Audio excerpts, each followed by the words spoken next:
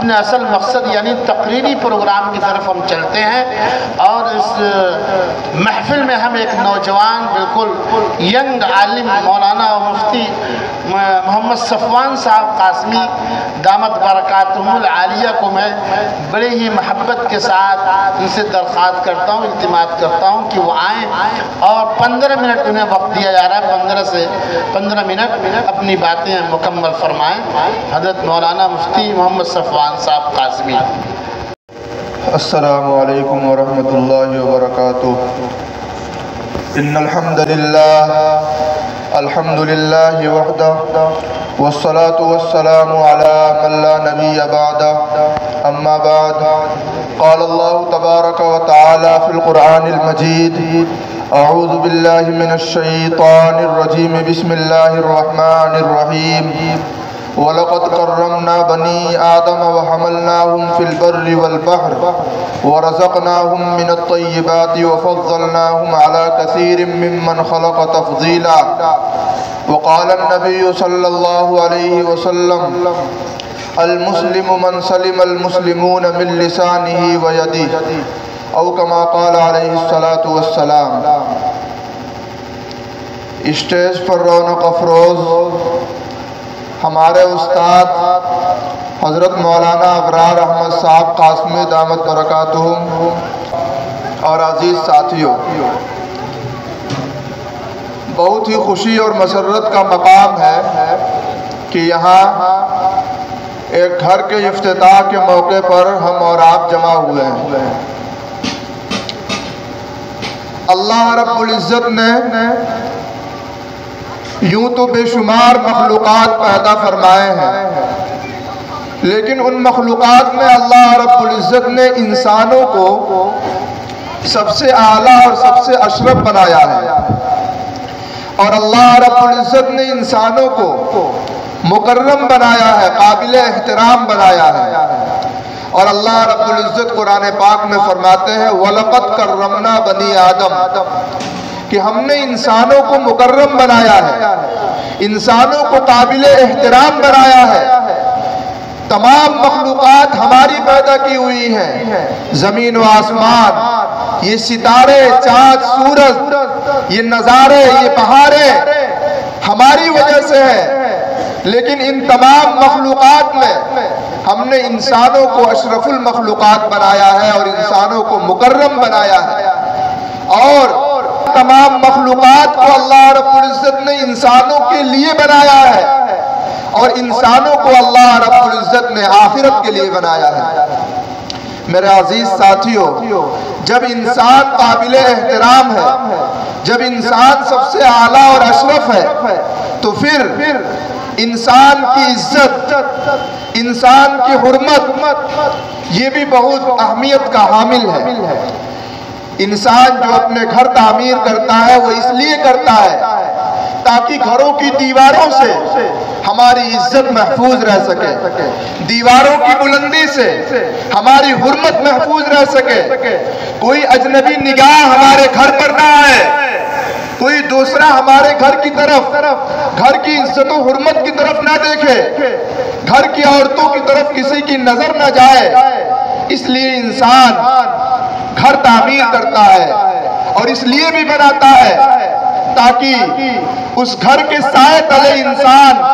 دھوپ سے محفوظ رہ سکے، بارش سے محفوظ رہ سکے، رات کی تیز و تند ہواؤں سے محفوظ رہ سکے۔ یہ انسانوں کے لیے انسان گھر بناتا ہے۔ تو اس لیے اگر انسان گھر اس نیت سے بنا رہا ہے کہ میں گھر بنا رہا ہوں اپنی عزت و حرمت کی حفاظت کے لیے، گھر والوں کی عزت و حرمت کی حفاظت کے لیے، میں گھر بنا رہا ہوں اپنی اولاد کو پریشانیوں سے بچانے کے لیے، اپنے گھر والوں کو مصیبتوں سے بچانے کے لیے، اپنے گھر والوں کے آرام و راحت کے لیے، تاکہ ہم اور ہمارے گھر والے لوگ پورے اطمینان کے ساتھ اللہ رب العزت کی عبادت کر سکیں، تو یہ گھر بنانا بھی اس کے لیے باعث ثواب ہے۔ اور انسان قابل احترام ہے، اور انسان کی عزت کو بھی اللہ کے رسول صلی اللہ علیہ وسلم نے بہت قابل احترام قرار دیا ہے۔ حضور پاک صلی اللہ علیہ وسلم دوران طواف کعبہ شریف کا طواف کرتے ہوئے آپ علیہ الصلوۃ والسلام کعبہ شریف کو مخاطب کر کے فرماتے ہیں، اے کعبہ تو کتنا باعزت ہے، تیری کتنی حرمت اور عزت ہے، اے کعبہ تو بہت عظیم الشان ہے اور تیرا بہت مقام و مرتبہ ہے، لیکن آگے فرماتے ہیں کہ اے کعبہ ایک مومن کی عزت و حرمت تم سے بھی بڑھ کر ہے۔ اس سے ایک انسان اور ایمان والے انسان کی حرمت کا اندازہ لگتا ہے۔ اس لیے گھر اگر انسان اس لیے تعمیر کر رہا ہے تاکہ ہماری عزت و حرمت محفوظ رہے تو انشاءاللہ یہ گھر بنانا بھی اس کے لیے باعث ثواب ہوگا۔ پھر کسی انسان کو تکلیف دینا، کسی انسان کو پریشانی میں ڈالنا یہ اس لیے منع کیا گیا ہے کہ جس کو ہم تکلیف پہنچا رہے ہیں اس کی حرمت اور اس کی عزت ہے۔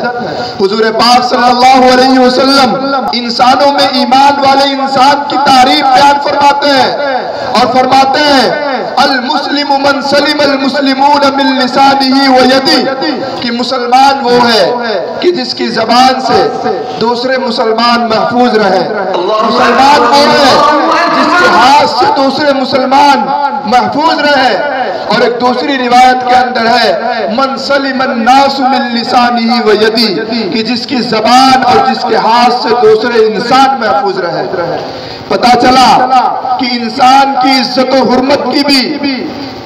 اسلام اہمیت بیان کرتا ہے اور کسی انسان کو تکلیف سے بچانے کی بھی اسلام اہمیت بیان کرتا ہے۔ اور رسول پاک صلی اللہ علیہ وسلم تو یہاں تک فرماتے ہیں کہ تمہارا کسی اپنے بھائی کو مسکرا کر دیکھ لینا بھی صدقہ ہے۔ اس لیے انسان بھی قابل احترام ہے، انسان کی عزت و حرمت بھی قابل احترام ہے، اور انسان کو تکلیف سے دور کرنا بھی ہم سب کے لیے نہایت ضروری ہوا کرتا ہے۔ اور جو گھر انسان کی عزت و حرمت کی حفاظت کرے، جو چہار دیواری انسان کی عزت و حرمت اور انسان کی عصمت کو بچائے، وہ چہار دیواری بھی قابل احترام ہے۔ اور حضور پاک صلی اللہ علیہ وسلم فرماتے ہیں انما الاعمال بالنیات، انسان جو کچھ کام کرتا ہے اس کا دار و مدار نیتوں پر ہے۔ اگر ہم گھر اس لیے تعمیر کر رہے ہیں کہ اس سے ہماری عزت و حرمت کی حفاظت ہو سکے،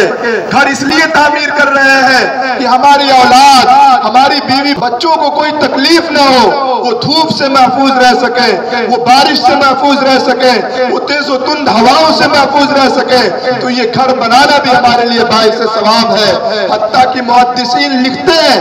کہ گھر تو دور کی بات، اس گھر کا ایک جنگلہ بھی اگر انسان اس لیے تعمیر کرا رہا ہے، اس لیے تیار کرا رہا ہے کہ اس جنگلے اور اس روشن دان سے اذان کی آواز آئے گی، تو یہ جنگلہ اور یہ روشن دان بنانا بھی اس کے لیے باعث ثواب ہے۔ اسلام رہبانیت کا نام نہیں ہے، اسلام گھر بار کو چھوڑ کر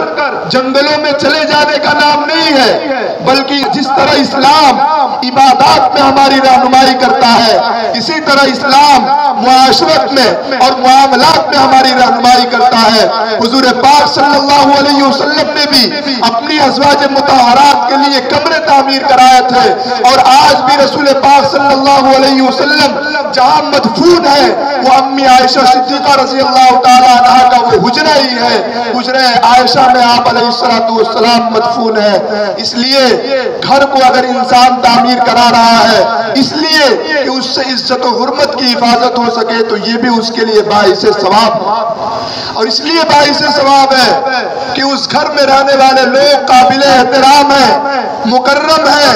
اللہ تعالیٰ فرماتے ہیں وَلَقَدْ كَرَّمْنَا بَنِي آدَمَ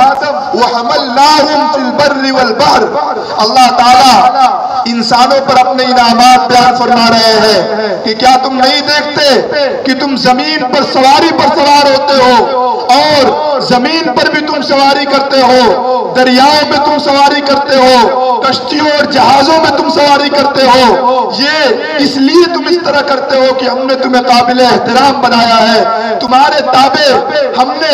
جانوروں کو کر دیا ہے، ان جانوروں کے پشت پر تم سوار ہوتے ہو۔ ذرا انسان غور کرے کہ اگر کوئی انسان कोई भारी भरकम चीज किसी दरिया में डाले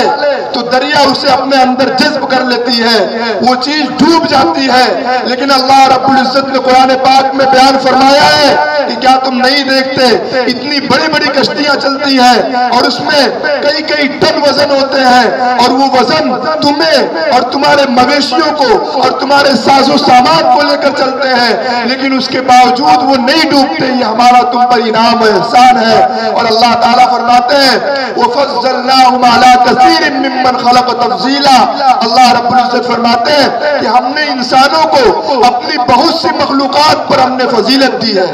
यूं तो अल्लाह ताला के बनाए हुए बहुत से मखलूक़ात हैं, लेकिन अल्लाह रब्बुल इज्जत ने उन सब में इंसानों को फजीलत दी है। और इंसानों को फजीलत देने के बाद इंसानों को अल्लाह रब्बुल इज्जत ने दुनिया में क्यों भेजा है, कुरान पाक में यह भी बयान किया गया है वमा खलक़तुल जिन्न वल इंसा इल्ला लियअबुदून। क्या इंसानों,